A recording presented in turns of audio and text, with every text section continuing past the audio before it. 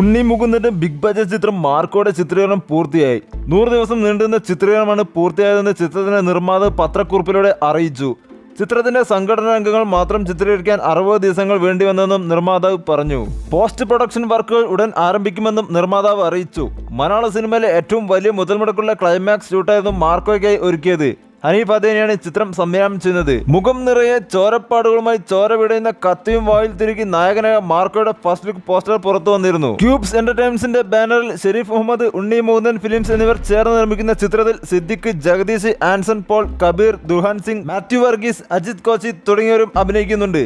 നടൻ ഷമ്മി തിലകന്റെ മകൻ അഭിമന്യു തിലകൻ, ഇഷാൻ, ഷൗക്കത്ത് എന്നിവരെ ഈ ചിത്രത്തിലൂടെ അരങ്ങേറ്റം കുറിക്കും. നിരവധി പ്രമുഖ താരങ്ങളും അഭിനയിക്കുന്നു. മലയാളത്തിന് പുറമെ ഇംഗ്ലീഷ്, ഹിന്ദി, തെലുങ്ക്, തമിഴ്, കന്നഡ ഭാഷകളിൽ അവതരിപ്പിക്കുന്ന മാർക്കോ പൂർണ്ണമായും ആക്ഷൻ ത്രില്ലർ വയലൻസ് ചിത്രമാണ്. ഇന്ത്യൻ സ്ക്രീനിലെ ഹരമായ രവി ബസ്രൂസാണ് സംഗീതം നൽകുന്നത്.